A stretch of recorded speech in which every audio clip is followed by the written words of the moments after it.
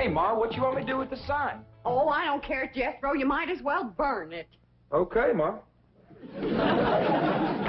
In here, take it on outside. Okay. What's going on, Pearl? How come you brought in your sign? Oh, Jed, I give up. How can I give music lessons when every time I open my mouth to sing or yodel, 15 dogs jump on me? That's right, Uncle Jed. Last night when I come in, they had my treat on top of the piano. That wasn't funny, Jethro. Well, it made Granny and me laugh. Well, it may give me her word that she'd keep them dogs outside, especially while you was performing. How they getting in here? Well, I don't know, but we'll find out. Jethro, you stay here and watch the front door. I'll go watch the cellar door. We know he can't get in the back because Granny's in the kitchen. Pearl, you go on in the drawing room and cut loose.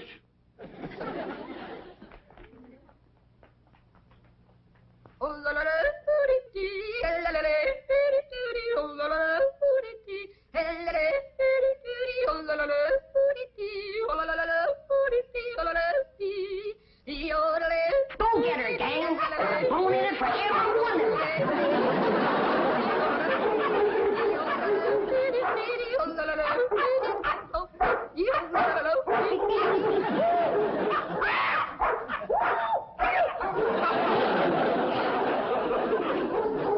Sounds like they got some more trees again. They come through here? No, sir. Not through the cellar, neither. All right, go quiet down. Now, quiet down. Jethro will get you more down off a perch. Jed, Get over there. I've taken all I can stand for. Either you get rid of them dogs or I'm leaving. Yeah, Pearl, yeah. Now, calm down. Oh, you ain't gonna get rid of my dog. Now, Ellie Mae, you let me handle these. Your Aunt Pearl been set upon by these dogs, and we gotta weed out the vicious ones. Jethro, you commence to hand them to me. Yes, sir, Uncle Jed. Oh, please. I'm gonna handle this, Ellie Mae. Here's a mean-looking one, Pearl.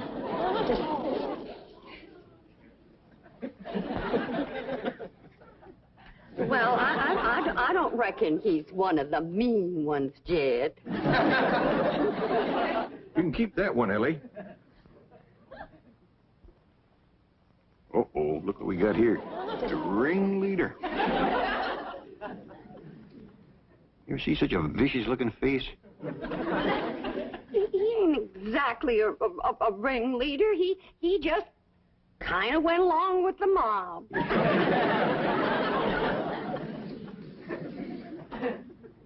Look at this ornery one here. Don't get too close to this one. Look at him.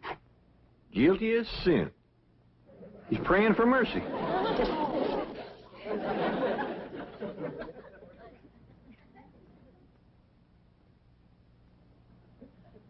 I don't even remember seeing this one before. Give me the next killer. How about this mean-looking varmint here, Pearl? Oh, let them all stay. Just keep them out of the house while I'm singing and yodeling. Well, how'd they get in, Ma? Well, they seem to come from that direction over there. Oh, I wish I was in Dixie, hooray, hooray. In Dixieland, I'll keep my stand to living.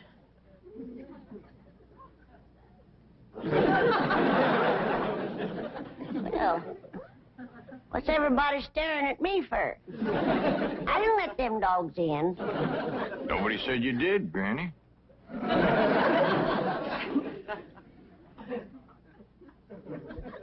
My own kin has turned against me, giving me the evil eye. You want to get shed of me because I'm old and ailing and all crippled up with the rheumatism and the lumbago. Worn out in the service of my kin.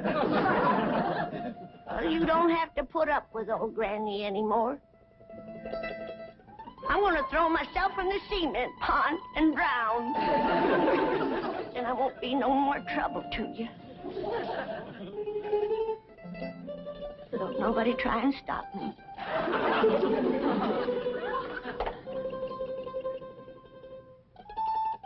Don't nobody try to stop me.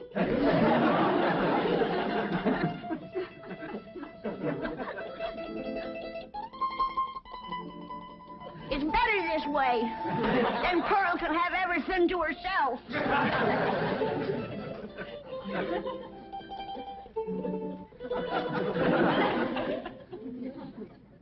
Well, Pearl, you heard her. Reckon you better take over the kitchen.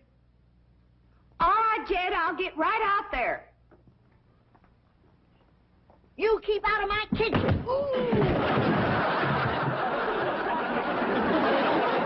Granny, put me down.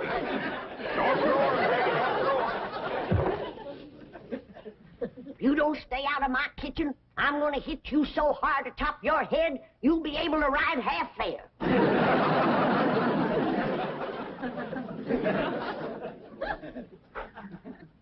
If that poor old wore-out, sick, crippled little woman ever gets her strength back, we better all look out.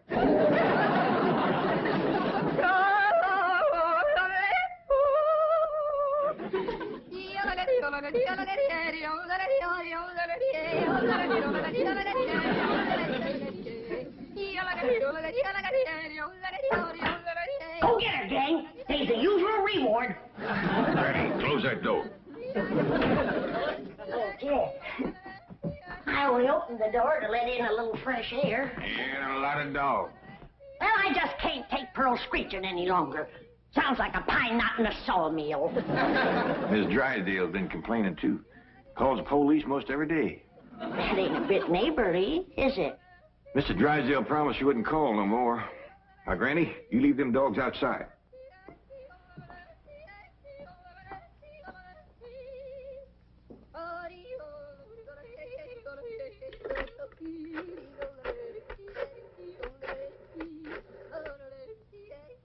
Give me the police.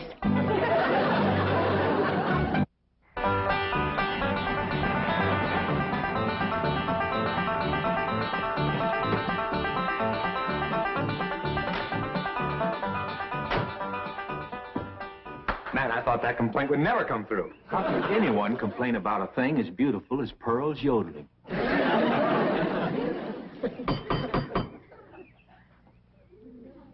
Besides, you're not well. Jed, you let him in. I just know it's that nice policeman who's crazy about my yodeling. I don't think so this morning, Pearl. Oh, sure it is. Comes by partner every morning about now. Him and that young policeman. Oh, it is you. Come in. Thank you, Mr. Clavitt. Morning, sir. Morning. Well, look who's here. Officer Dean. You can just call me Eddie, ma'am. Well, effing you called me Pearl, Eddie. It'll be my pleasure, Pearl. I got a brand new yodel to show you. Wonderful.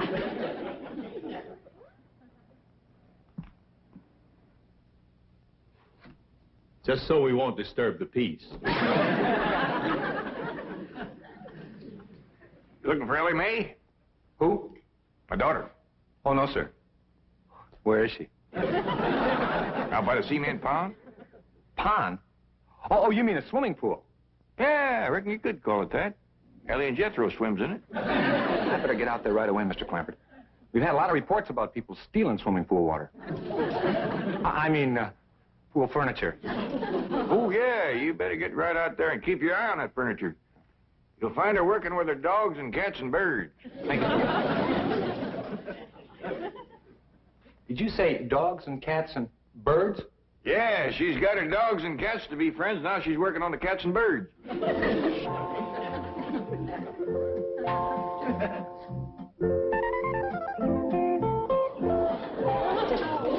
Everybody can be friends if they just try. And you two is friends now. Just remember, Rusty, folks don't eat their friends. You two have a good ride, and go show Granny how y'all made up.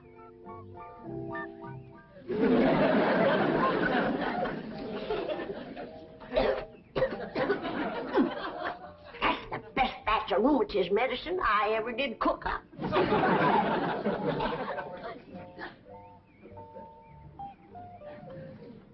Yes, sirree. That's first rate.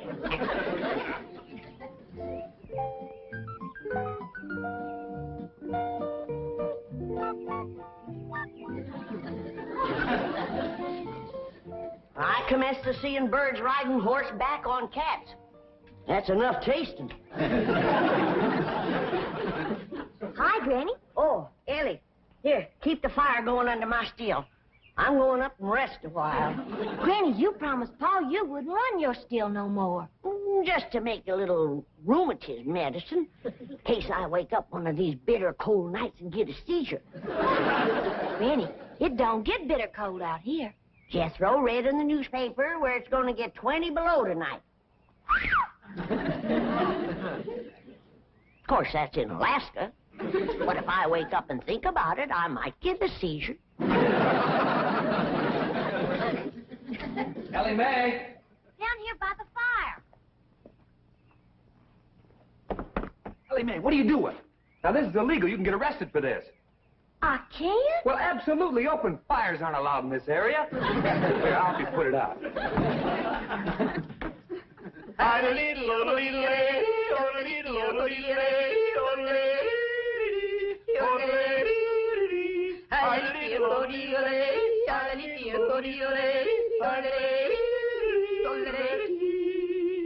How am I doing?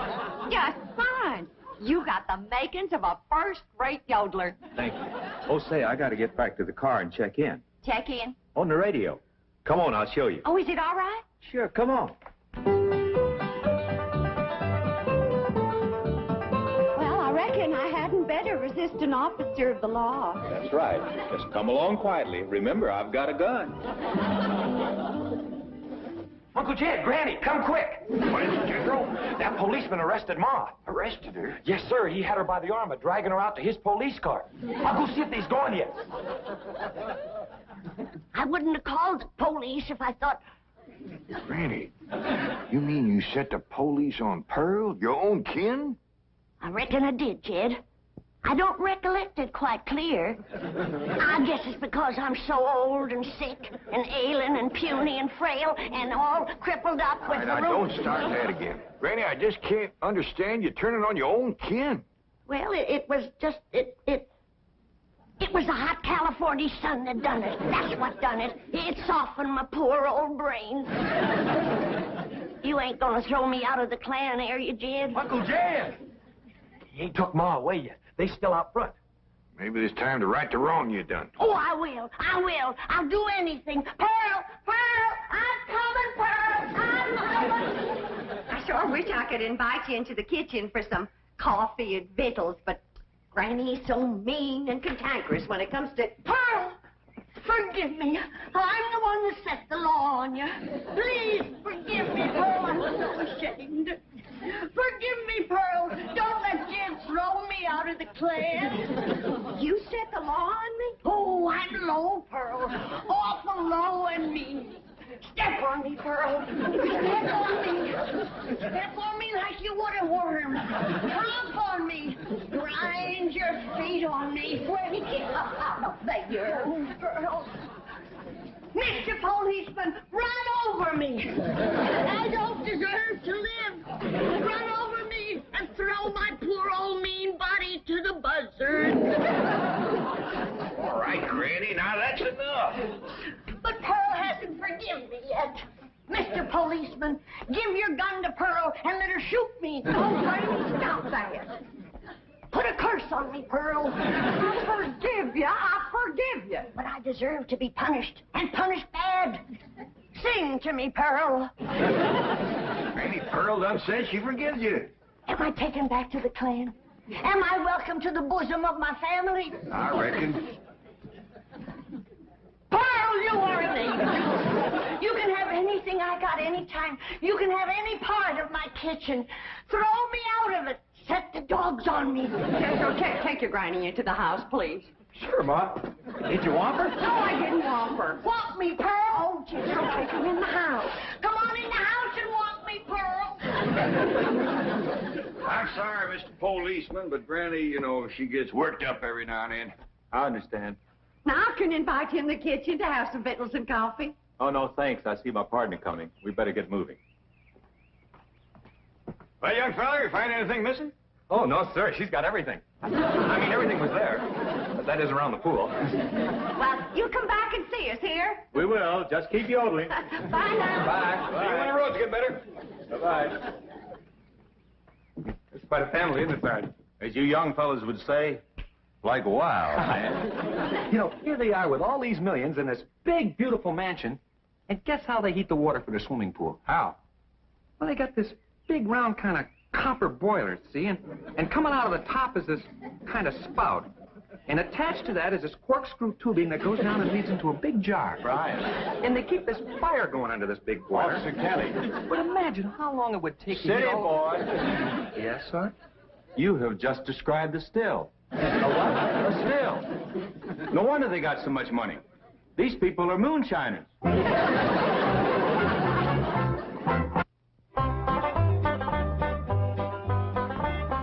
Pearl, is this bowl big enough? Because if it ain't, you just say the word and I'll fetch another. Granny, you don't have to fetch and carry for me. It's my pleasure. It's an honor to be in the same kitchen with such a good cook as you are. What you making? My special sweet potato pie. Did you hear that, Jed? Did you hear what this beautiful cousin of yours is making? Yeah, I heard, Granny. Pearl, before I go on to my reward, would you give me the receipt for that pie? I want to make it for the angels up yonder. That is, if they'll take me in after the shameful thing I've done today. Like setting the law on my own kin. A devil got into me, Pearl. Granny, don't go to bawling. 'Twas no harm done. But kinfolks should stick together. That's the truth. Blood's thicker than water. Did you hear what he said? Did you hear what Jed said? That's the wisest thing I ever heard in all my life. Blood is thicker than water. Granny, I didn't make it up. But nobody ever said it like you said it, Jed. It makes me proud to belong to your clan. I do belong, don't I, Jed? Oh, bless you. Bless you both. I don't deserve such good kin. Pure pleasure to see you all getting along at last. Reckon it takes a storm to bring out the rainbow. Did you hear what I said? Pearl, don't strain yourself reaching for anything like that here. Stand on me. Oh, Granny, get off. You don't have to wait on me. But I've got to make up for what I've done to you, Pearl. Order me. Command me. Well, all right, let me have a couple of pie tins. What else, Pearl? Hand me the flour. What else, Pearl? Well, Granny, maybe you could help me later. Right now, I just would kind of like to be in the kitchen by myself. I understand. I got some things outside I can tend to. It's just I want this potato pie to be special good for Eddie. Who? Officer Dean, good-looking policeman. Oh, I wouldn't get too thick with the law, Pearl. They can be awful nosy. Oh, Eddie and me's just yodeling acquaintances. So far.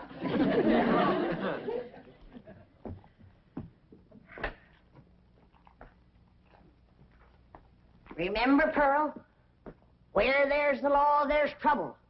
As sure as a goose goes barefoot.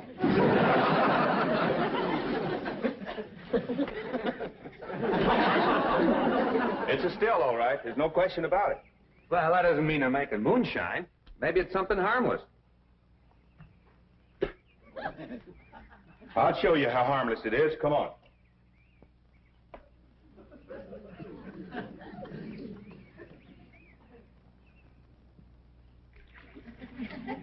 Strike a match. Now toss the match in there. In the water? Toss it.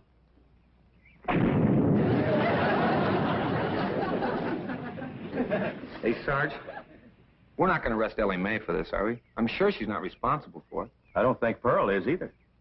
Mr. Clampert seemed like such a wonderful man. It's probably Granny. Anybody who would lie down in front of a police car and say, "Run over me," has got to be gassed. Well, maybe Granny doesn't know it's wrong to make that stuff. That's possible. Pearl says she refuses to give up the customs of the hill. Well, looks like Pearl was right. Yeah, and there's Granny's old still to prove it. Be it ever so humble, there's no place like home. Say, Pearl, you seen anything of them two policemen? Not since they left. Well, that's just it. They didn't. Their police car's still out front. Oh, Black Eddie. Oh, I hope he's not so gone on me that he's neglecting his duty. Oh, here's Granny. Back to help you, Pearl. Good. Granny, I need your rendering skillet. I'll see that you get it, Pearl. See, I was just telling Pearl, Granny, that police car's still out front. I can't figure it myself, but Pearl seems to understand. Uh-huh. Granny, did you find the skillet? Yeah, Pearl. Well, let me have it. Sure is heartwarming to see you two. Granny! What was that loud ringing noise? Granny, why in the world did you... I heard the meal gong. It's Middleton. Don't touch her. She's tainted. Tainted? That sure is a fancy new meal going, and me and Skippy just... What happened to Aunt Pearl? Granny whomped her, and I reckon she better tell me how come right now. Young'uns, you know the code of the hills. What is the lowest, meanest, traitorous thing a friend can do to his neighbor? Tell the revenuers he's got to steal. Here sits the traitor that done it. She's the one that ain't fit to belong to the clan. Granny, you promised me you wouldn't make no more moonshine. I'm making medicine. You want me all gnarled up and twisted in the grip of my rheumatism? Is that the thanks I get for working my poor old fingers to the bone? Yonder comes the law. 2 policemen. Barricade the door. Get the table. Lay Pearl's body across it and we'll shoot from behind her. Ellie, you get the flag. Jethro, you get the guns. And I'll throw knives at them till you get back. Nobody do nothing. We ain't gonna fight the law. We ain't gonna fight. What are we, a clan or a nest of mice? You heard me. Jethro, you and Ellie take some of that cold water. Bring your ma, too. I'll take care of the law. Flavitt, we'd like to talk to you about that still down by the swimming pool. Yes, sir. I was feared you'd catch me sooner or later. Well, I'm ready to go with you. I'll make no trouble. Are you the one who's running it? Me and me only. Paul ain't running it. It's me. That's my steal, ain't it, Jethro? No, sir. That's my steal. Don't listen to these young'uns. It's my seal. Now, come on. Arrest me. Let's get it over with. Well, that ain't true. If you want to know who that still belongs to, I'll tell you. It's me. Pearl. Put the handcuffs on me. Now, just a darn minute. Ain't nobody gonna take credit for my work except me. And if it's against the law to make a little rheumatism medicine, then take me to the chain gang. That's mine. That's mine. Here's like we's all going to the chain gang. Nobody will go anywhere if Granny will promise to stop making rheumatism medicine. Well, I reckon what I made today will hold me through the winter. Well, I wouldn't count on that. You see, we accidentally spilled all the evidence into the swimming pool. Swimming pool? Oh, poor Charlie. Who's Charlie? My pet duck.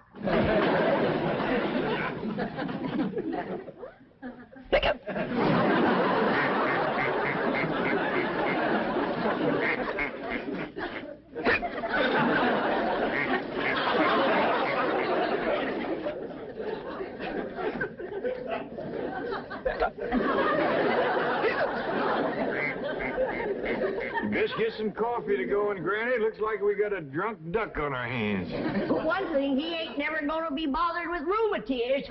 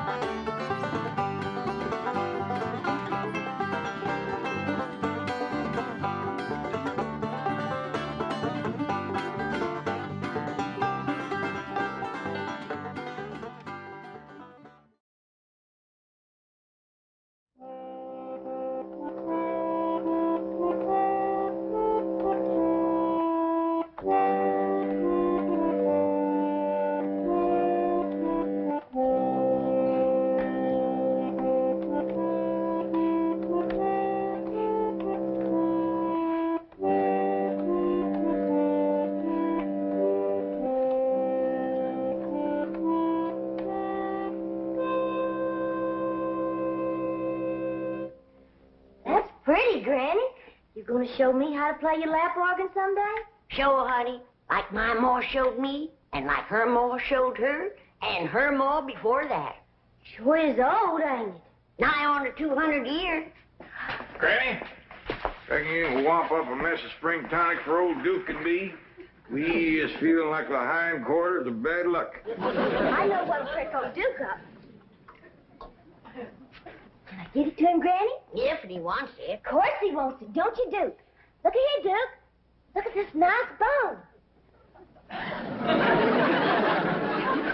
Oh, he must be sick. Well, ain't exactly sick, Ellie Mae. We just both feeling ornery, dragged out, don't give two shucks for nothing. Granny, reckon you could brew up some of that tonic?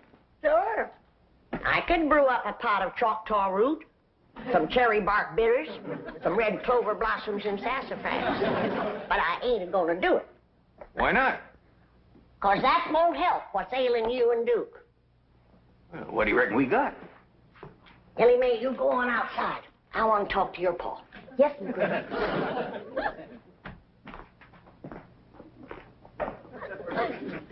It ain't what you got. It's what you ain't got that's ailing you. Well, what is it we ain't got? Now, I could tell you in 3 words.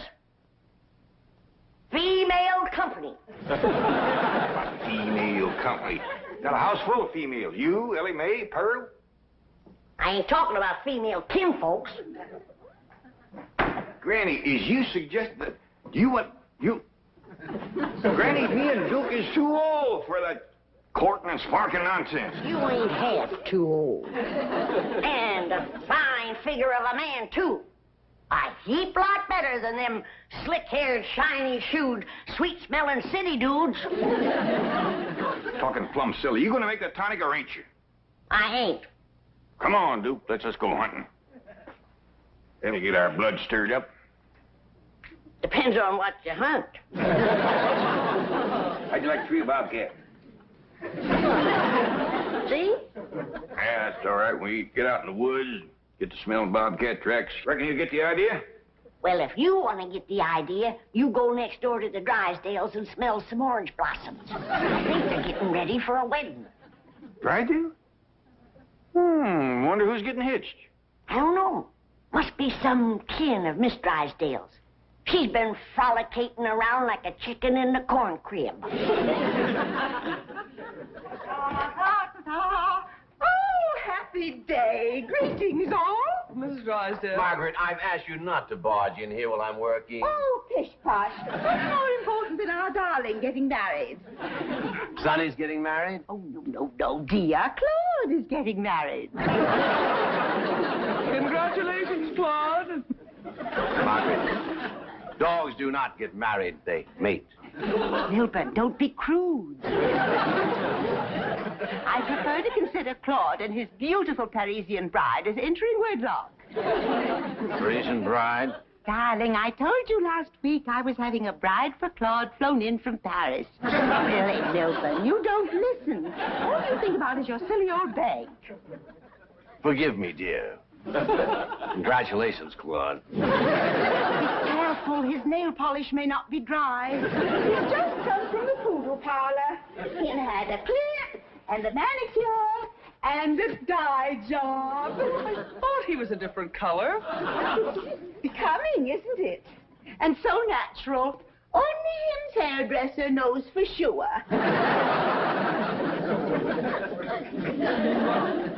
Oh, Miss Hathaway, I'll need you today. Oh, what for? A bridesmaid? Oh, of course not, Milburn. I'll need her as an interpreter. You see, Mademoiselle Denise speaks almost no English. Very few poodles do. Really, Milburn, you just don't pay attention. Mademoiselle Denise is the owner of Claude's bride-to-be. She's flying her here personally for the nuptials. Well, let's all go home and meet the bride. Well, don't you want to be there? Oh, more than anything else in the world, dear, but I'd better stay here and work. After all, I have Claude's wedding to pay for, and soon there'll be other little mouths to feed. Oh, yes.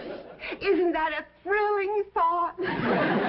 Milburn, people won't call me a grandmother, will they? Oh, of course not, dear, of course not. I'll call you a nut.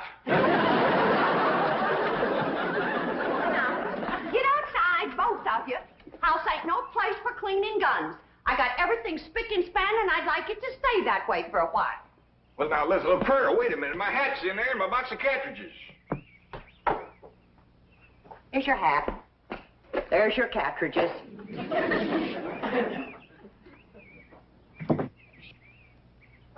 I swear to goodness, if he ain't the cleaningest woman, she had her way, she'd have slip covers on the wall. Don't you let her get you down, then, Duke.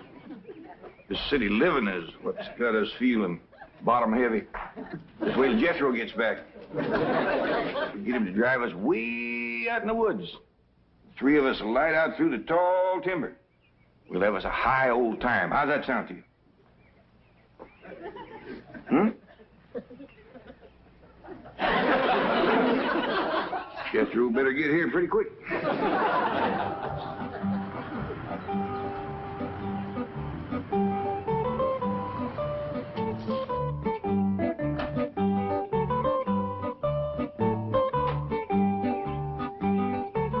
Pardon, monsieur. Est-ce que c'est la maison de Madame Drysdale? Excuse me, ma'am, but I didn't quite get what you said there. Is this the Drysdale home? Oh, no, ma'am. Drysdale Place is next one over yonder. Yonder? Behind them tall trees there. Come this way and I'll show it to you. Now, sight twixt them first and second trees there, you catch a glimpse of the Drysdale house. See? Ah, oui. Now, you come a mite further, you can see more of it.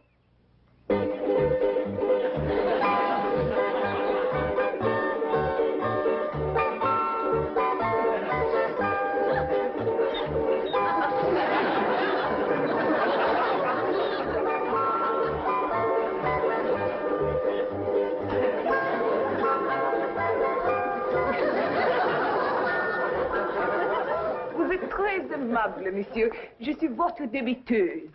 No offense, ma'am, but you're kind of hard to understand. Where about you from? Je ne vous comprends pas. Oh, well, I bet you it's a nice place. Merci beaucoup. Au revoir. Yeah, well, thank you. Same to you and many more of them.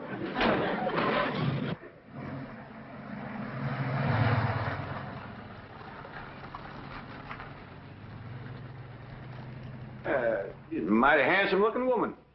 Smelled pretty, too, didn't she, Duke? Duke? Where'd you go, Duke? Granny! Granny! Yeah, Pearl. Do you know who's got a secret sweetheart? No, Pearl. But hum it for me. I'll pick it up. It ain't a song, Granny. It's Jed. She's got a lady friend, and she's pretty, too. Well, the old rooster took my advice. Hey, Granny, hey, Pearl, look at old Duke. He's got a new friend. Well, by dingies, they both took my advice. I reckon maybe I'll take it next myself.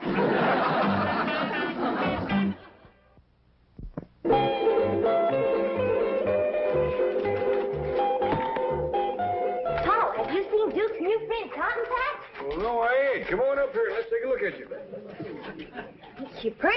I named her Cotton Patch because her hair grows in clumps. I reckon it was clipped that way, Ellie Mae, but the feller that done it must have had the clippers in one hand and a jug in the other. He missed the biggest part of her. Oh, Duke sure has took a fancy to her. He dug up 4 of his best bones and give them to her. Well, she done a lot for Duke, too. Before she come along, Duke was feeling lower than a snake's belly in a wagon rut, but look at him now. Yeah. Oh, look at this here collar that Cotton Patch was wearing. I was afraid she'd catch it in the bushes running after Duke, so I took it off. Ain't that fancy. Duke, are you sure you ain't after that girl just for her money? Reckon them's diamonds, Paul? Might could be.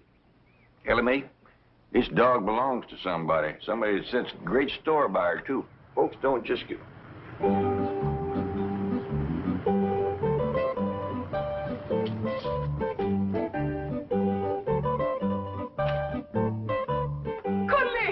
Colette, quel homme merveilleux. Vous avez trouvé mon chien bien aimé. I reckon this must be the party that owns Cotton Patch. I'll put her in the car for you, ma'am.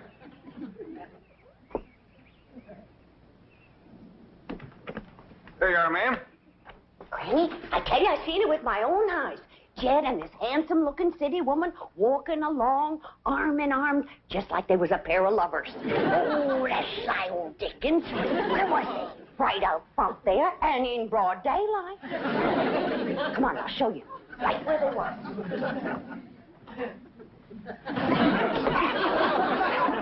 Pearl Bodine, shame on you. You gonna spy on your own cousin? I sure am. Me too. Oh, monsieur, je ne sais pas comment vous remercier, mais peut-être que ça vous démontre mes vrais sentiments. Say, ma'am, here's something I reckon you'd like to have. Oh, monsieur, je vous remercie encore une fois, 1000 fois merci. Merci, mon ami. See what he give her? A diamond choker. Yeah, must have cost old Jed a fortune. Here we go.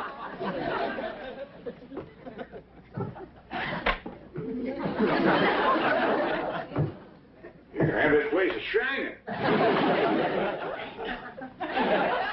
Hey, Granny. Yeah, Pearl. If you had a beau driving up in a fancy car and a hugging and a kissing you, wouldn't you want your kinfolk to meet that beau?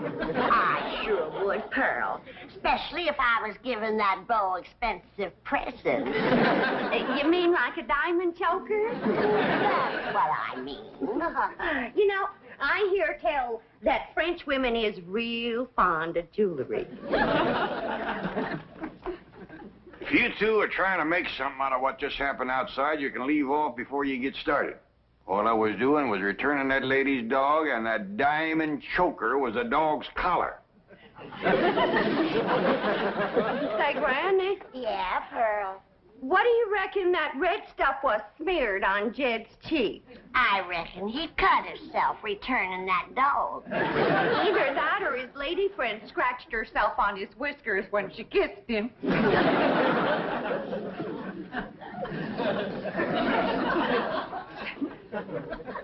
That must be real love, Pearl. If you can kiss a man with a crop of stubble on his face like that. You better believe it, Granny.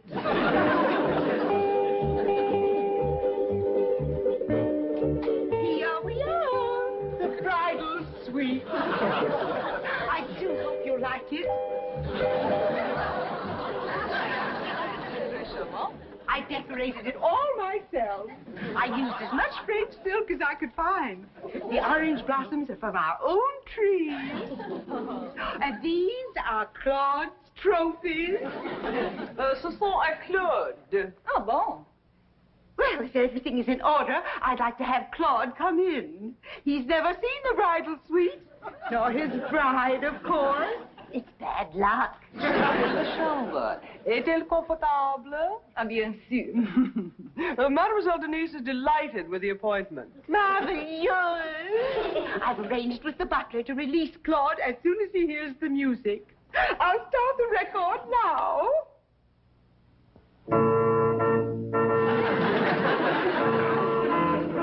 This is such a beautiful moment. I just know I'm going to cry.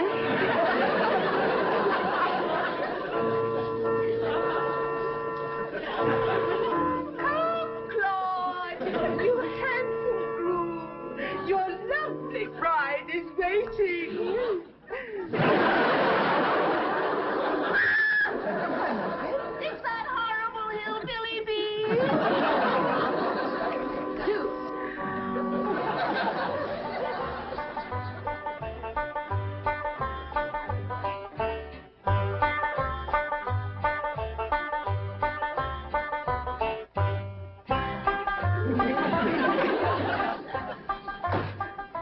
Jed, came home quick as I could. We going hunting now? You go, Jethro. I don't feel much like hunting. But that's why you said you wanted to go. You said you and old Duke was feeling all dragged out and ornery, and you wanted to go hunting to get your blood to stirring. That's what you said. Well, I ain't saying it now. Why don't you go ahead without me? But I don't need to go hunting to stir my blood. It's already stirring. Well, stir it some more. How come you keep turning away from me, Uncle Jed? Done shaved. Hey, Ma, Granny, Ellie Mae.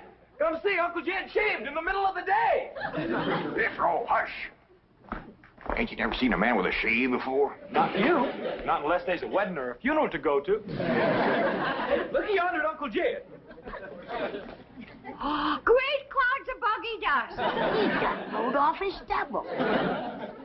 Trimmed his mustache. In the middle of the day. Tarnation. Oh, you're pretty. Ain't it stylish? It's got smellum on it. Things have come to a sorry state when a man can't shave his face and comb his hair without his family cackling like a bunch of chickens at a new worm. Why, Cousin Jed. That ain't a nice thing to call your sweetie. Jed got a sweetie? City woman. Talks foreign. Drives a sporty car. Dresses to the teeth. Wears jewelry. Given to her by your Uncle Romeo. I mean, Jed. Diggity. Oh, am I gonna have a new mom? Oh, you ain't. I ain't gonna listen to more of this nonsense talk.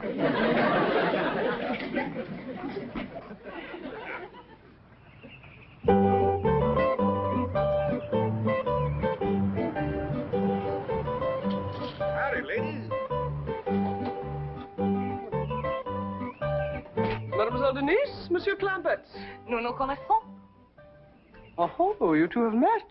Yes, ma'am. Mais Monsieur Clampet a changé. She says you look different. Oh, shucks, just 'cause I mowed off my whiskers and combed my hair. Very becoming. Oh, will you keep Duke here? He's upsetting the wedding ceremony at the Drysdales. It ain't her that's getting married, is it? Oh, no, indeed. Monsieur, je vous préfère comme vous êtes. Sans barbe. We have to hurry. Now, you will keep Duke here. Yes, ma'am. Monsieur Clampett, garderez le chien ici. Ah, vous êtes toujours si aimable et obligeant.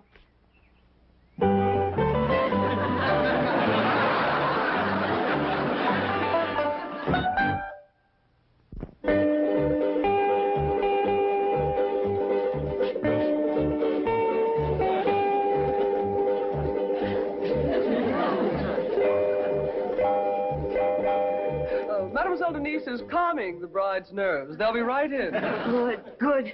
This delay is so difficult for Claude. I hope he doesn't get one of his migraines. Well, the perfume. I want to eradicate every vestige of that horrid beast from next door. Claude must never know. What in the name of FHA is this? You've come for the ceremony. No, I've come for my secretary. Margaret, this used to be my den. And there's where my TV set was. And now it's a love nest for Claude and his beautiful bride. Milburn, doesn't it thrill you? You can hardly stand it. Oh! This is Mademoiselle Denise. And this is my... Yes, we've met. Come on, Miss Hathaway, let's get back to the bank. Oh, no, dear. Claude is about to meet his new bride. Would you like to give her away? Can I give them both away? Oh, good boy. Darling, you bring Claude in. He'll feel more secure with his daddums at his side.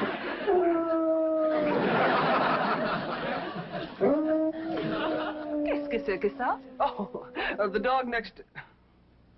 Le chien de nos voisins, Duke. I'll close the window so that... Oh, here's the handsome groom. This is a magic moment.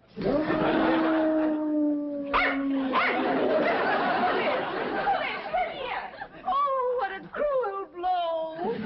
Quick, Milburn, call a psychiatrist. Yours or his?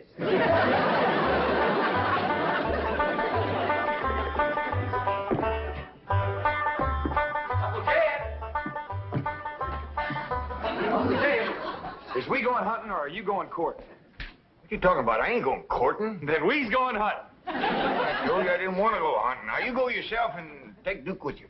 Well, Duke don't want to go hunting.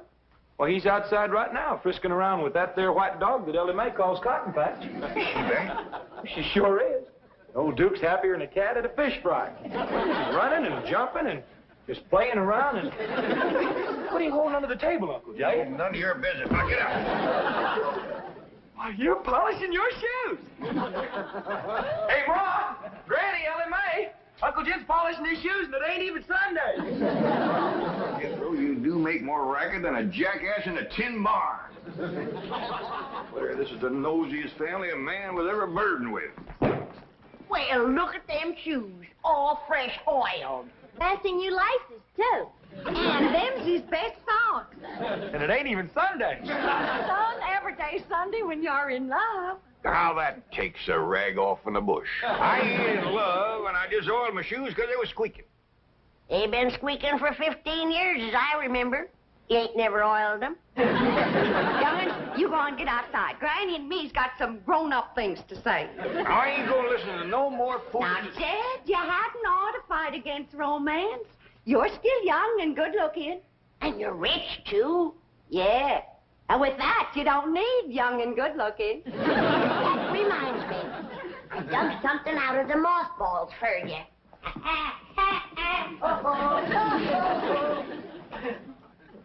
Your necktie and your derby that you wore when you came a-courting Rose Ellen, all duded up and stepping out like a chicken in high oats. I got enough for you, too, Jed. How boiled and starched your fancy cotton shirt.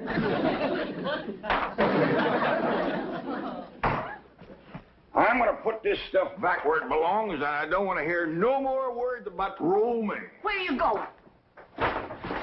I'm going out and dig myself a root cellar and crawl in and lock it so I can get a little peace and quiet. What you say, Mrs. Drysdale? I said Claude's honor has been besmirched, and I demand satisfaction. Poor Claude is in a state of shock. Now I demand that Claude's bride be returned immediately. Yes, ma'am. Ellie will bring her right over. Phew. Eddie, you better get that poodle over there fast. I sure will. Hold on, Ellie, babe.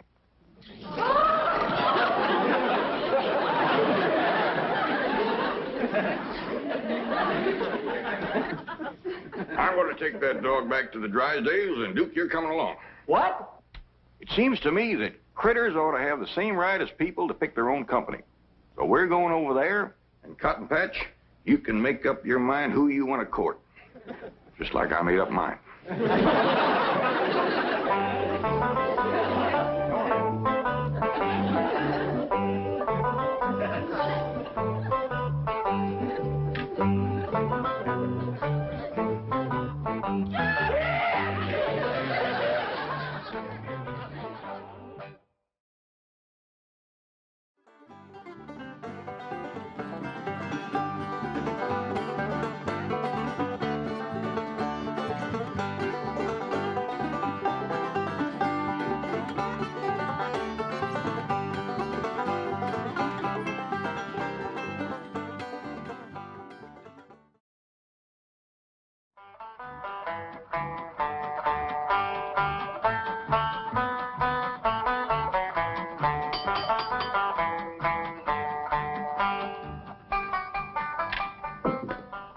You're Jed Clampett. I'd know you anywhere. Jed Clampett, just like Mother described you. Your ma knows me? Well, we live just beyond the ridge from you, back home. Well, it's mighty nice to have somebody from back home drop in on us. And it's mighty nice to feel the firm, friendly grip of a real mountain man again. Come in, come in. Don't believe I caught your name. Jones, Harry Jones. There's an article here concerning a confidence man known to be operating in this area. So? His M.O., that is police vernacular for modus operandi, which in turn is Latin. I know what modus operandi means. I watched Dragnet for 7 years. Sorry, Chief. To continue, his M.O. is to prey upon rural types, especially those who have come into money, like the Clampetts. He's particularly... Let's see that. Harry Jones, alias Herbie Jones, alias Herbie Brown, alias Herbie Brower. Came out to California and struck it rich, acquired a lot of property. But now my heart says, Herbie, boy, go back to the land of your childhood. You said your name was Harry. Oh, it is. Herbie's my second name, the one Mother always used to favor. When I think of that, I think of home and Mother. Your mom passed on, has she? Well, no, she's very, very sick. That's why I have to dispose of all my vast California holdings and hurry to her side. Now, Mr. Clampett, How would you like to buy the Hollywood Bowl? Where you going? Well, I gotta go out and fetch Granny. She takes care of buying everything for the kitchen, like pots and pans and bowls. No, Mr. Clampett. It's not that kind of a bowl. The Hollywood Bowl is a vast open-air amphitheater, seats 20,000 people. What in the Sam Hill would I want with a place like that? What? Well, do you know how much money the Hollywood Bowl took in last year? Can't say as I do. $4 million. Is that a fact? That's right. $4 million? Yes, sirree, Bob. What the Sam Hill would I want with a place like that? You mean $4 million doesn't interest you? Well, not especially. I already got more than I need now. Well, congratulations. You just passed the test. What test? I just wanted to see if you were still that sweet, honest, ungreedy man that my dear mother told me about. Get Clampett on the phone. As the bulletin says, he is particularly clever at selling public parks and monuments to these rural types. He convinces them that he's one of their own kind. Sorry, Chief, the line's busy. Tell me, Mr. Clampett, what do you like to do? What I mean is, what are your favorite pastimes? Well, I reckon hunting, fishing, whittling. Well, then the Hollywood Bowl is exactly what you need. I don't quite follow what you mean. Well, let's take whittling, for instance. You know there are 20,000 wooden benches in that place? And if you get tired of whittling, you just turn on the water, fill her up, throw in a few trout, and you've got the best doggone fishing hole you ever saw. What about hunting? Why, in those hills surrounding the Hollywood Bowl, especially on Mulholland Drive, you'll find more wolves up there than you'll find in any place in this here country. What do you know about that? Jed, where are you? We're in here, Granny. Jed, can you get the top off of this? Oh, I didn't know we had company. Mr. Jones, this here is, Of course. Granny, I'd know that face anywhere. Mr. Jones is from back home in our part of the country. His family used to live beyond the ridge from us. Jones? Jones. I recollect a family of Joneses that lived beyond the ridge. That must have been... They was horse thieves. different Jones. Yeah, I reckon so. Yes, I remember Mother always used to say, we must be twice as good to make up for the bad Joneses. Mr. Jones here is wanting me to buy the Hollywood Bowl off them. Hollywood Bowl? Hollywood Bowl? And this must be the young lady I've heard so much about, the lovely Ellie Mae. Why, the stories I've heard about you, my dear, don't do you justice. You have a much more mature beauty than I expected. Me? Why, you won't stay unmarried long in Beverly Hills, my dear. I'm surprised some handsome young movie star hasn't already claimed you for his very own. Me? Mr. Jones, I'm gonna tell him, Granny. Just let me take my time. Now, Mr. Jones, this here is my cousin, Pearl Bodine. I'm charmed to make your acquaintance, my dear. Miss Bodine. It's Mrs. But I'm a widow. Pearl, you seem to know about Hollywood Bowl. Oh, yeah, Jed, I heard about it. It's where they have all that open-air music and singing. Pearl here is right gifted at singing and playing and yodeling. Oh, Jed, I ain't neither. You are so. No, I ain't. Why, you sure are. I ain't. Let her win, Jed. For once, she's right. Mr. Clampett, if I may, as owner of Hollywood Bowl, I become an expert judge of musical talent. And I wonder if I might hear Mrs. Bodine perform. Well, I could yodel for you. Cut loose, Pearl. Oli, oli, ooh, oli, oli, ooh, oli, oli, ooh. Yeah, there's no question about it. That voice belongs in the open air. Theater. Where 20,000 people can listen and enjoy it. 20,000 people would pay to hear me? Why, my dear, they would fight for the privilege. How much you reckon they'd pay? Oh, I'd say at rock-bottom prices at least $5 a head. 20,000 at $5 a head? That's $100,000 for only one night. Jed, did you hear that? I sure did, Pearl. Mr. Jones, Looks like you got yourself a deal. Your troubles is over. You mean it? Yes, sir. With a moneymaker like Pearl singing and yodeling for you, you won't have to sell your Hollywood Bowl. I won't.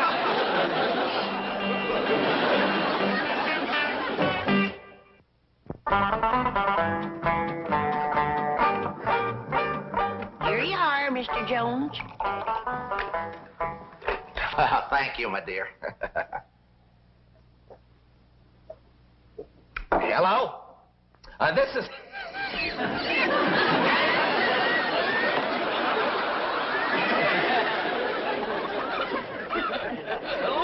Mr. Jones called his lawyer yet? Trying to get him now. Seems to have a little catch in his throat. Pearl told us some news, Granny. Ma's gonna sing in Hollywood Bowl, huh? It ain't set for sure until he talks to his lawyer. But you've got to find a way to get out of those contracts. This woman is a tremendous talent. Why, she's the greatest yodeler since Caruso.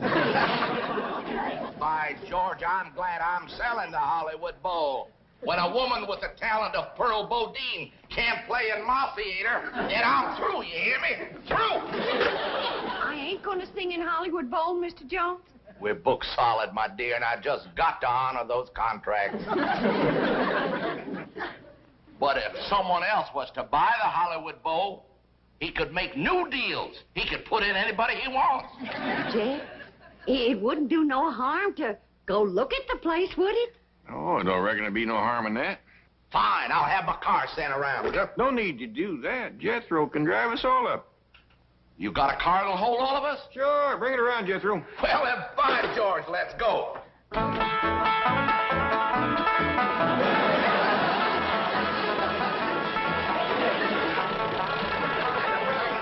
know, Mr. Clampett, there aren't too many millionaires who drive around in cars like this. Well, actually, my cousin Pearl deserves the credit. This is hers. Shucks, this old thing. I've been after my cousin Jed to get himself a fancy, shiny new limousine. Yeah, boy, I sure would like to drive around one of them rascals. Well, once your ma's performing in your uncle's Hollywood Bowl, she'll be able to buy you a new car every week. Hot diggity dog! Mr. Jones says when I commence to singing and a yodeling there, why, 20,000 people will be pushing and crawling at the gates. Yeah, trying to get out. What'd she say? Oh, she said that. Mr. Jones, what's that up there? Well, that's the entrance to Hollywood Bowl. Just kind of make a left there, boy. Well, let's see. Right is the side where I carry my Buckeyes. So left is... Turn it, boy, turn it.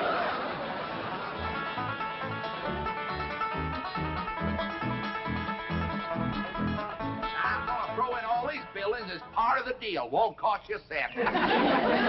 Now, you'll notice the trees are all in A1 condition. Solid wood, every one of them. And loaded with sap, too. Now, this here's the famous traveling sidewalk. Takes you right up the hill with no effort on your part. Just stand still and ride. Gives you a beautiful view of Hollywood Bowl. Now, isn't this wonderful? Saves wear and tear on the shoe leather. And this is just one of the features of this wonderful investment you're making, Mr. Clampett. Come right along with old Honest Hank. Well, what do you think of that, Granny? Just like city folks, too darn lazy to even walk. Say, incidentally, if you folks buy this here bowl, I'm going to throw in that traveling sidewalk absolutely free of charge. Ain't he a nice man? Well, Mr. Jones, you sure have took nice care of this place. Well, thank you, Mr. Clampett. Something my mother taught me. Never sell anything that isn't perfect, son. Especially if you sell it to a friend. Where's all them seats you was talking about? Oh, there's over here. But I think the best way to see them is from the stage. Why don't you all just follow me? Well,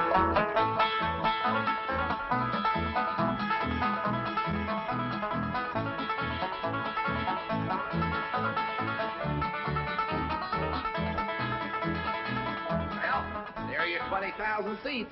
Land of mercy. What do you think of that, Granny? Sure would hate to whitewash all them benches. Pearl, this will sure be a dandy place for yodeling. Never seen nothing better. Jethro, you run up to them top seats way up yonder and see can you hear me when I cut loose. Okay, Ma.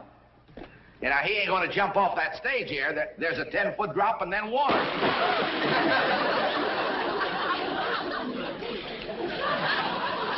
Mr. Pete, Jethro. Hey, Ma, when you sing and yodel here, be careful about stepping off this here ledge. There's an awful deep puddle down there. Jethro, why can't you watch where you're going? Is he gonna be all right? Yeah, that won't hurt Jethro none. His clothes will tighten up a little, but he'll dry out in no time. Well, Mr. Clampett, how do you like our boat? Right nice, Mr. Jones. There, by the way, I think it's time we dropped all these formalities. From here on in, why don't we just make it Jed and Henry? I thought you said your name was Harry. Harry Herbert. It is. Harry Herbert Henry. H.H.H. Jones. My mother used to say, those 3 H's stand for honesty, humility, and honor. Why don't you just call me what everybody else does? Honest Hank. That's a mighty dandy name, all right. One you can be proud of. Well, like I was starting to say, this is a mighty fine place here for whittling and yodeling, but I don't think it's any great shakes for hunting and fishing like you said it was. You know something, Jed? You're absolutely right. Just goes to prove how long I've been away from the hills. But I got another piece of property not too far from here. It's the greatest spot for hunting you ever saw, full of animals. And I'm going to sell it to you dirt cheap. It's called Griffith Park. Yeah, named after my dear old mother. That's a mighty pretty name for a woman, Griffith Park. Unusual. Jed, why don't we take a run over there and have a look around? Well, that sounds like a mighty fine idea. Granny, Ellie Mae, Earl, we're all going over and looking at a piece of hunting property Mr. Jones has got. Hank. Honest Hank. Well, looks like somebody's thrown a spell on her. Yeah, she acts like she's in some kind of a trance or something. Earl. Earl? Hey, Pearl? Pearl? Pearl? Pearl? Earl. Earl? Hey, Pearl? Pearl?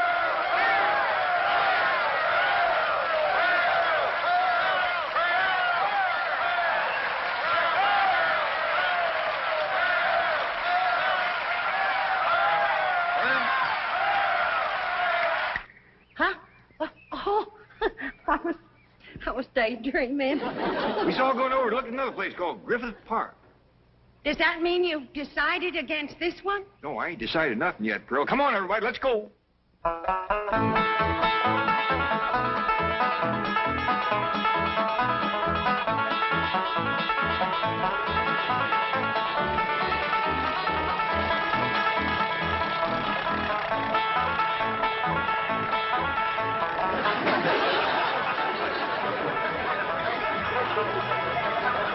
Watch out, Jethro. There's a lot of cars on this road. Hey, it's more automobiles than I've ever seen in all my born days.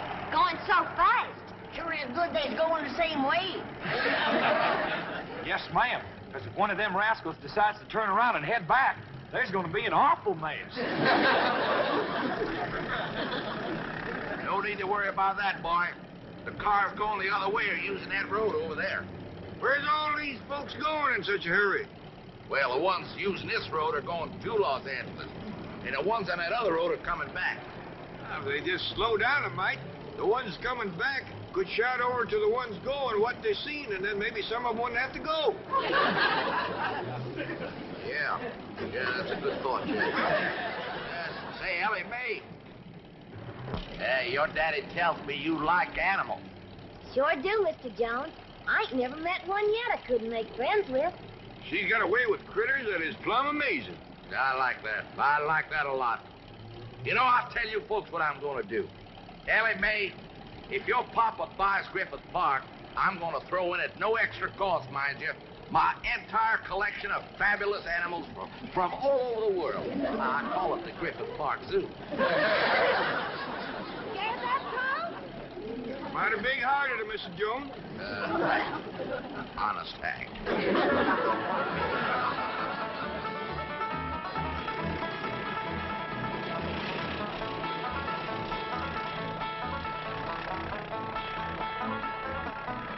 Ain't this beautiful? Just like back home. Ain't smelt piney woods like that since we left home. Uncle Jed, you just got to buy this. Well, we can build us a cabin in here and come hunting all the time. You ain't gonna shoot at my critters, are you? When you go hunting, Ellie, you got to have something to shoot at. You leave my critters be. Ellie, I can't breathe. Ellie Mae, turn him loose. Oh, if he hurts either one of my critters, I'll hit him on the jaw so hard he'll be able to look down his back and without even turning his head. Now, Ellie Mae, ain't nobody gonna do nothing to nobody. Or their critters. Besides, they ain't ours yet. We ain't bought the place. How much you asking for this here Griffith Park, Mr. Jones? Hank, Pearl. Call me Hank. All right, thanks. Never mind holding hand, Granny. Earl, that's a sure trick of a crooked horse trader. So you won't look too close at the horse. Or listen too close to the price. How much you all want for this here Griffith Park, Hank, honey?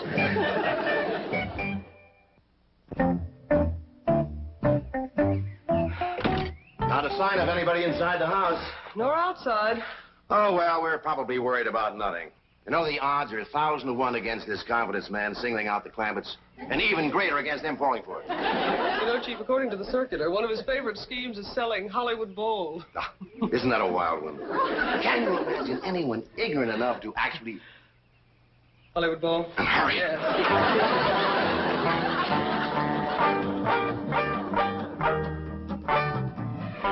Well, Jed, you old hound dog, what do you think of my collection of critters? I ain't never seen nothing like it in all my born days. Granny, how about that? If that don't beat all, a jackass with stripes. Granny, you ain't seen nothing yet. They even got bobcats with stripes. But them rascals is so high and as long as from here, that post. Yeah, they's what they call tigers. Cost me a heap of money to bring them all the way from India. Mr. Jones, you ought to be ashamed. Putting all them critters in cages and pens. Don't you know critters like to be turned loose?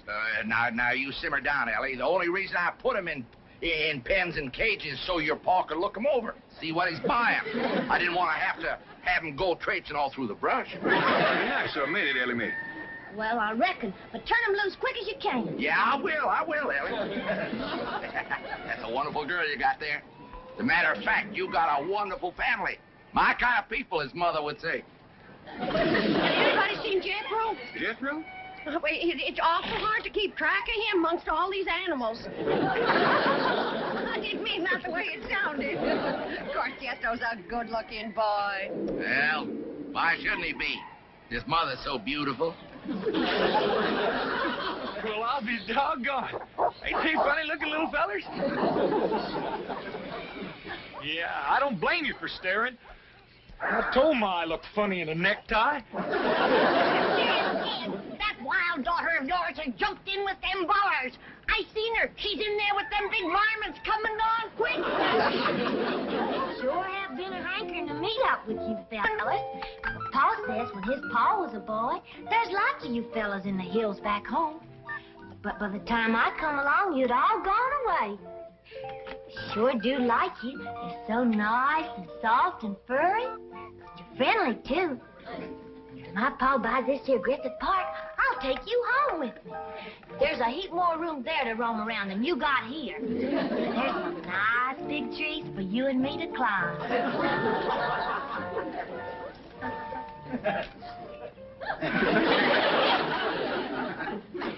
Oh, I can't look. One hug from those powerful arms could kill you. Don't squeeze too hard, Ellie Mae. Mr. Jones is worried you might hurt his bear.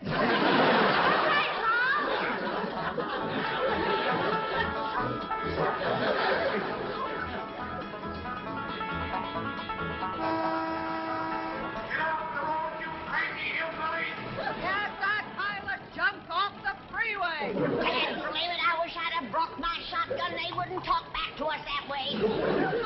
This road sure ain't very polite. They's downright mean a honking and a yelling like that. They had ought to be taught to drive with what you call courtesy. That means good manners. You got a wonderful idea there, young fella. And your Uncle Jed is just the man who can do it. Me? How? Well, if you owned this road, people would have to drive like you say. Is it for sale? Well, it wasn't, but I've decided to make you a package deal. I'm going to sell you Griffith Park, the Hollywood Bowl, and the freeway that connects them. Tell you what, you come on home for supper with us and we talk it out. Jethro, you stop at the Hollywood Bowl. I want to take another look at where I'm going to be performing. Okay, Ma.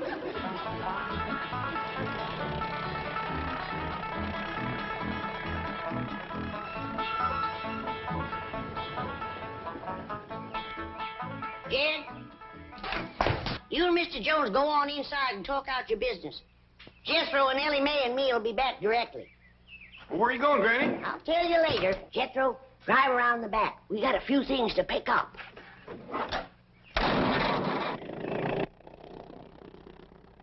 Wonderful little woman. Reminds me for all the world of my sweet little, gentle, gray-haired old mother. You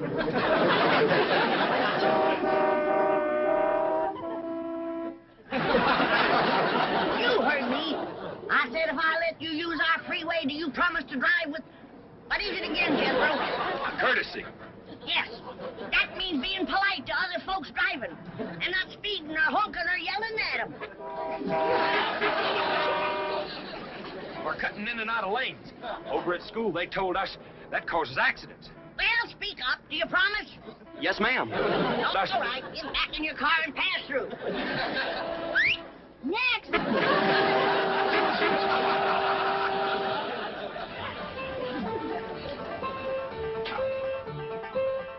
Mr. Clampett, I hope we're not too late. We'd have been here sooner, but we had to avoid the freeway. There's an unbelievable jam up. That Mr. Jones is a crook. I hope you didn't give him no money. Ah, Pearl, I didn't give him no money. Now, where is he? Inside. And you know something? He ain't no mountain man. He can't hold his liquor worth shucks. Mr. Clampett, how would you like to buy a city of San Francisco? See what I mean? And he didn't have no more than half a jug.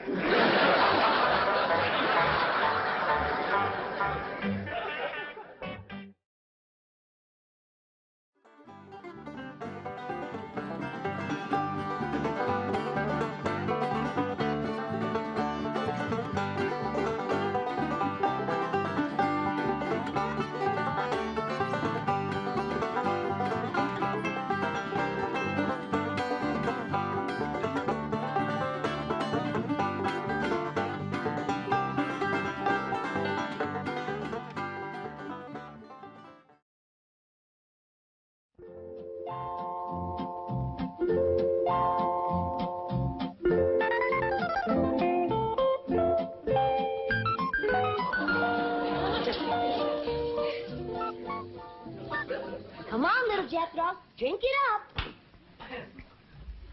No sassafras, no snakewort, no cocoon root, nor wretchweed. How do folks live in these Beverly Hills without the necessities of life? What I got, Granny? Ellie Mae Clampett. Did you drag home another pussycat? No, babe, this year's a special one. I've been helping the critter doctor over to the zoo, and he let me bring this here one home because its ma was being mean to it. Husky little critter. Ought to be a good mouse catcher when he gets growed. You can't keep him that long. Why, the critter doctor said he gets to be 8 or 10 feet long. He's a lion. He sure is. Even a bobcat don't get that big. Any luck? Ah, there ain't nothing to shoot up in these hills. Few scrawny squirrels and rabbits that ain't worth a cartridge. Aye, dingies, let's all go home where I can find some yarbs and you can find some game. Yeah. Ma's been wanting to go back and see Jeffrey. Hey, let's all go together.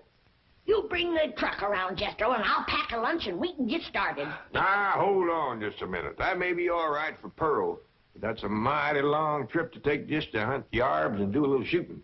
Besides, you got school, Jethro. And I can't go and leave little Jethro. Hey, look at yonder. This here's a lion. And you named him after Jethro. Yeah, 'cause he's king of the beast, aren't he? Ah, 'cause he eats so much and his feet so big. Your feet ain't big. What you talking about, boy? When you was 12, your feet were so big you used to have to go down to the crossroads to turn around. Come on, everybody, let's go home where we can find some yarbs and get some fresh game meat. I'll get the truck. Now, hold on. Oh, Uncle Jed, if we don't do us some shooting, we ain't gonna be able to bark a squirrel out of a tall tree at 300 yards. I know we're getting mighty rusty. I tell you what, you grab a handful of matches, we'll stick them in the ground alongside that wall out front, we sit on the porch, and we'll take turns lighting them with our rifles. Oh, shucks. But that ain't shooting. Well, that wall ain't no more than 200 or 300 feet from the porch. I know it ain't real shooting. I tell you what, we won't take dead aim, we'll snap shoot them. Why don't y'all shoot skeets like Mr. Drysdale does? What's skeets? He told me about them. Them's clay birds. Well, if you two go to shooting clay birds, don't expect me to cook them.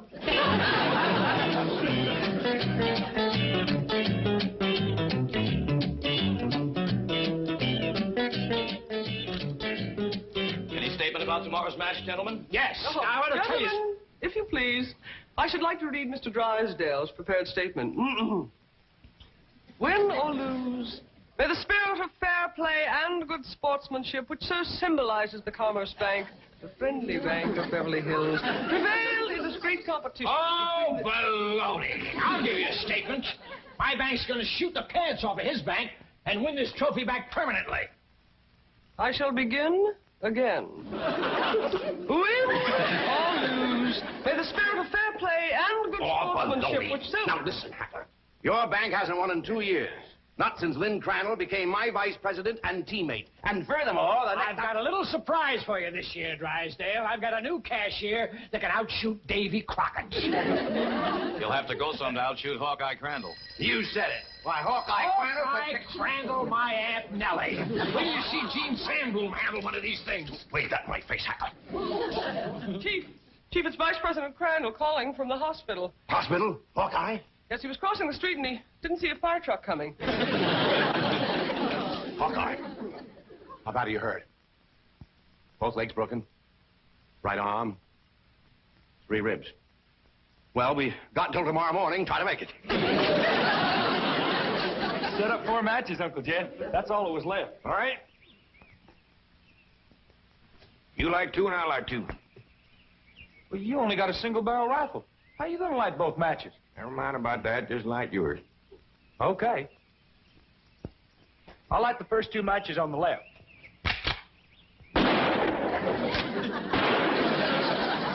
I done it. I lit both of them. Now, to light my 2, one cartridge, I gotta get a little angle.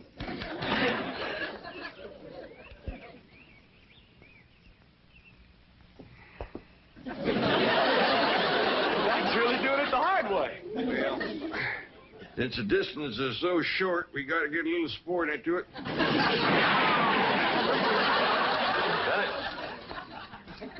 Yes, sir. And the bullet bounced off the wall and got them both. Well, what do we shoot at now, Uncle Jed? Well, let's smear a dab of sorghum on the wall and commence picking off flies.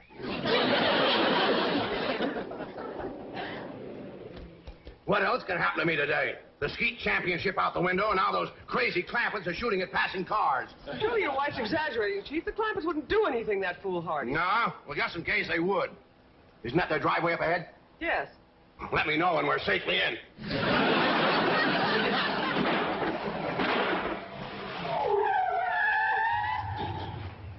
Howdy there, Miss Hathaway. Mr. Drysdale. Nice to see you. Mr. Clampett, what are you shooting at? Flies? Flies? With a rifle? Yep. Up against the front wall there, just to the right of the gate. You mean to tell me you shoot flies sitting on that wall out there? No, that wouldn't be sporting. We'd get him on the wing. Impossible. Oh, no, it ain't, Mr. Drysdale. Oh, we just smear a little sorghum on the wall and get them when they buzz in for a landing. The trick is not to get a bee. If you shoot a bee, you miss your turn. When they come in fast out of the sun, it's hard to tell them apart. I can't even see the sorghum. Neither can I. Oh, Uncle Jed ain't missed one yet. Well, back home, they called him Hawkeye. Did you say Hawkeye? Oh, you know how folks hang a nickname on you. Miss Hathaway, the trophy may not be lost. Chief, he has to be an employee of the bank. Meet Mr. J.D. Clampett, my new vice president. Welcome aboard, Hawkeye.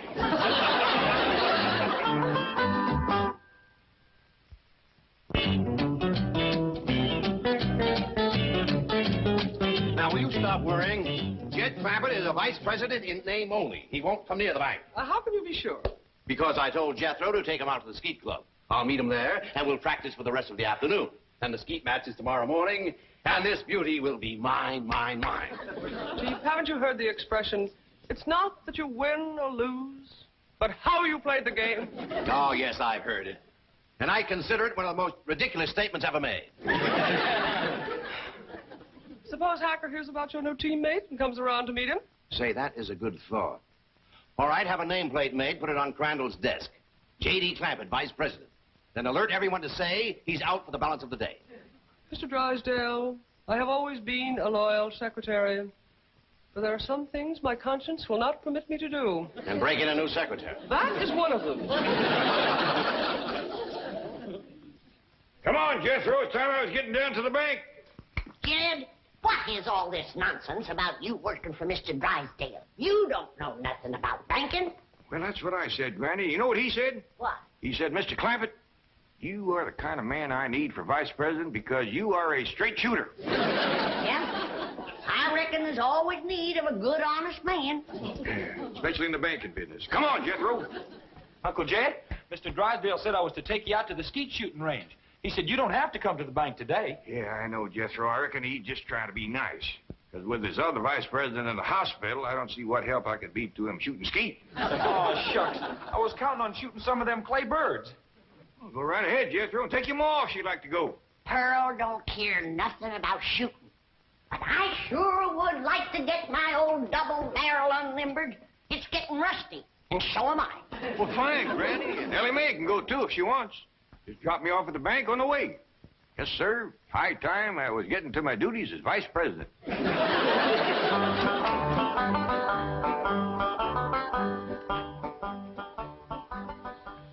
Is this satisfactory, Mr. Drysdale? Oh, fine, fine. Put it on Crandall's desk back in the corner. Mr. Hacker is back to see you, and the chairman of the Rules Committee is with him. I think they expect you to default the contest. Ha, ha, ha, ha. Just when I've got it won. Mr. Drysdale, at the risk of incurring your disapproval, I owe it to my conscience to make the following statement, which I have typed out for your perusal. Honesty and integrity are the very cornerstones of the great institution of banking, and they are strengthened by the mortar of fair and democratic competition. This trophy is symbolic of that competition. It represents a glittering ideal, and I say to you, better defeat with honor than victory at the cost of a tarnished ideal. Here, here, Mr. Drysdale. You are a credit to the entire banking profession. That is one of the most inspired statements that I have ever heard. And Hacker here thought that you'd default or ask for postponement merely because you'd lost your teammate. Hacker, read those words over and over. By George, they mean something. Yeah, they mean he's found a crack shot. Listen, may I have a copy of this? Oh, certainly, Mr. Pendleton. Mr. Hacker, it may interest you to know that the employee I have chosen to be my teammate has never in his entire life shot one single solitary clay bird. Bravo, bravo. What sportsmanship. What courage. What spirit. What's his name?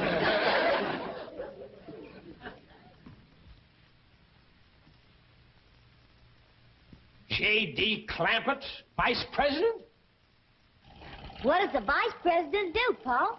Yeah, I just ain't exactly sure, Ellie Mae. That's the reason I want to talk to Mr. Drysdale. Or he might be out at the skeet place waiting for you. Well, we'll see. Yeah, you sure it's all right for us to go on out there without you, Jed? Yeah, Mr. Drysdale says as long as I work at the bank, you can all use the skeet club. Club? I thought you busted them things up with a gun. Oh, you do, Granny. That's just what they call a skeet shooting place. Pull up in front of the bank, Jethro, and wait for me. I'll go and see if Mr. Drysdale's there. I'd like to meet this Vice President. Well, he hasn't gotten to his desk yet. New man, just getting settled in. But you picked him to shoot with you, huh? Well, as long as he's filling in for Crandall here at the bank, I figured the sporting thing would be to let him fill in at the skeet match. Did you say he's never shot skeet? My word of honor, this man has never set foot upon a skeet field. That is the courageous attitude that has kept the doors of our banks open through economic upheaval, political uncertainty, and world chaos. I don't know what this character's got up his sleeve, but you can bet your vault it's something. Mr. Hacker. Bill. Billy boy. Haven't you heard the saying, it's not that you win or lose, but how you play the game? Drysdale, I know that we bankers aren't supposed to be emotional, but dash it all, man, I'm choking up. Well, I've had about all I can swallow, too.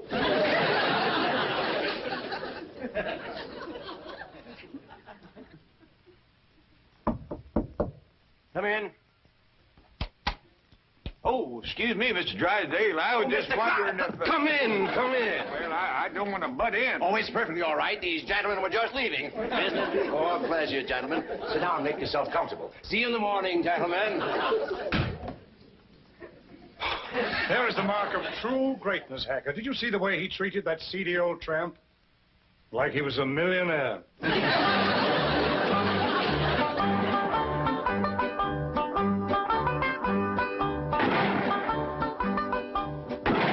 This is Crandall's skeet jacket. I don't know whether it'll fit you or not. That's a mite snug, but I reckon it'll do. You'd think bankers could afford new coats instead of covering them old ones with patches. These are the targets we shoot at. Ain't them dandy little dishes. Just right for saucer and coffee. Why in tarnation do you want to shoot at a saucer like this? If you ain't careful, you'll bust them. Whereabouts is the cup? Oh, there aren't any cups. See? You done busted them, didn't you? No, Granny, we don't use cups, just these saucers. I mean these targets. The object of the game is to hit them as they fly through the air. I reckon I'd like to try that. Give me a gun, Jethro. I'll handle the release switch, Chief.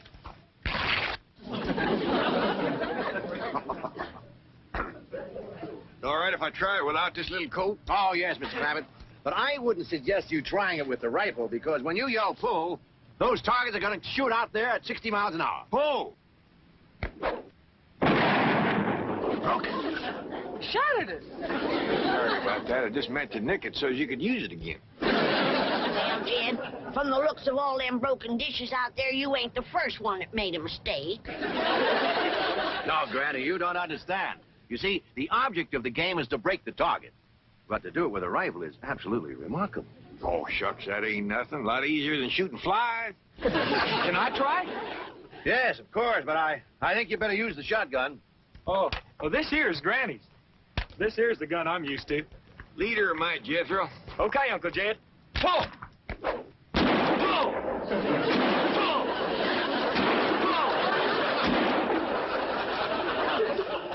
Fantastic feat.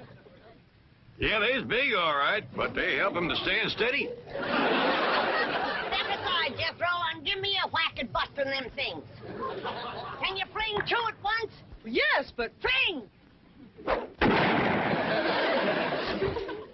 Fling two more, I got another barrel left.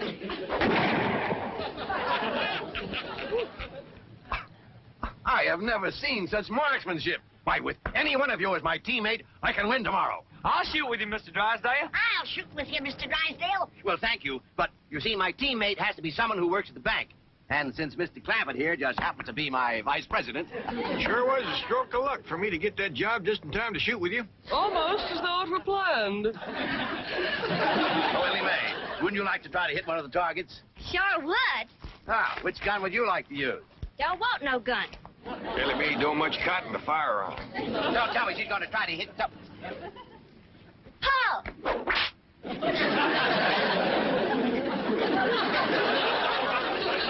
And here I stand with my cylinder bore, wide choke, $1,200 imported English skeet gun. That's a dandy, all right. Fella just about couldn't miss with that. I could. And I think I'd better get in a little practice right now. Well, we'll be pushing along then. Oh, you mind if I have my cousin Pearl to let this out a mite? I can shoot a lot better if it don't bind me so tight. Be my guest, Mr. Clampett. Well, I'll pick you up about 9 in the morning. Fine and dandy. Bye. Bye. Thank you. Bye. Bye.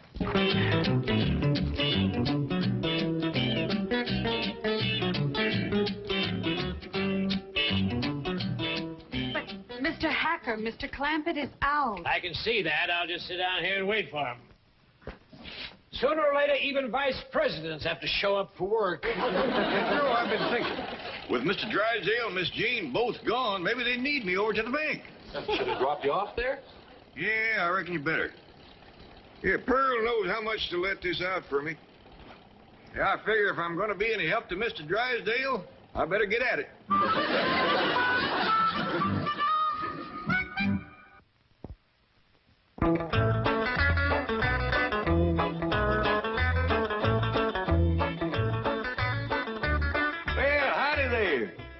see me? Are you J.D. Clampett? Sure am. Jed Clampett. Vice president of this bank? That's what they tell me. You know, I just had a hunch to come in. I figured there might be something I could do to help. I think there's a world of things you can do to help me, Mr. Clampett. That's just dandy. I don't believe I caught your name. Hacker. William Hacker. You call me Bill. Well, howdy there, Bill. It sure is nice to make your acquaintance. Sit down, sit down. What can I do for you? Well, to start off with, you can tell me how long you've been in the banking business. Well, this here is my first day. And already you're a vice president? Well, that's the job I'm commencing with. I want to tell you that Mr. Drysdale is as fine a man as you ever want to work for. Why, I ain't done nothing all day but shoot skeet. I see. Tell me, do you shoot good skeet? Well, I never tried for it today. Of course, it don't take much shooting to bust in great big saucers, especially if you got a good rifle. You shoot skeet with a rifle? Well, I admit it's kind of like shooting fish in a barrel. My daughter Ellie Mae does just as good with her slingshot. That's very interesting. How did Mr. Drysdale happen to find you? Oh, we was next-door neighbors. Your next-door neighbor of Milburn, Drysdale? Up there, those exclusive estates? Yep. Matter of fact, he got the place for me. You see, I come into a little money here a while back, 25 or 30 million. Dollars? And to show you what kind of a friend Mr. Drysdale is, he's keeping all that money right here in his bank, and he ain't charging me 1 penny to do it. He's all heart, that fellow. All heart. Tell me, Mr. Clampett, how does it happen that you're vice president of this bank here? Well, my nephew Jethro and me was out front of the... That's my cousin Pearl's boy. He was out there in front of the house shooting flies off the wall. Excuse me. Shooting flies? Yes, sir. Rifles? Yes, sir. How far away? Oh, it wasn't no more than a couple 100 feet.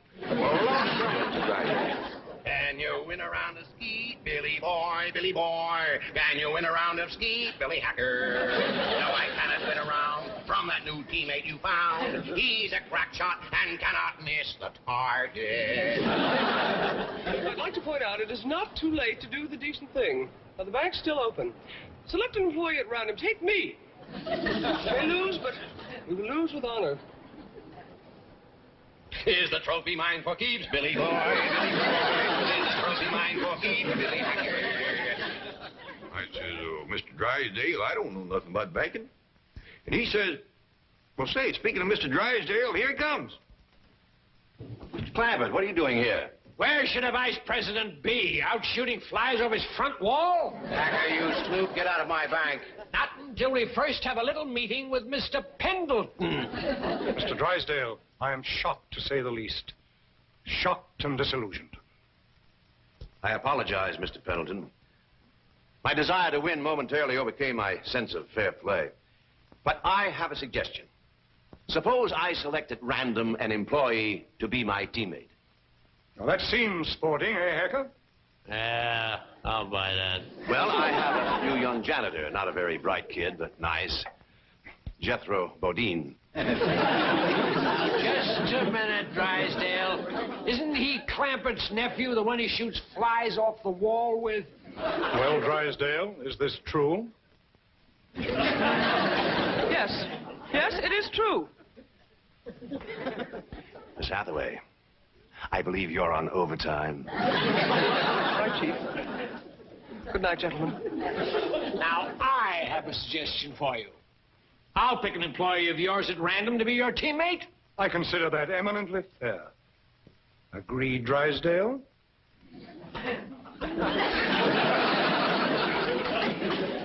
You mean to say that Pearl let this out and now he ain't a-going to shoot? I'm afraid Mr. Clampett is no longer employed here, ma'am.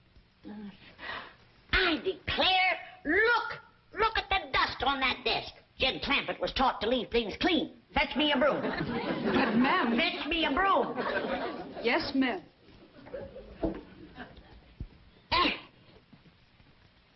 I declare, city living is spoiling the whole darn family.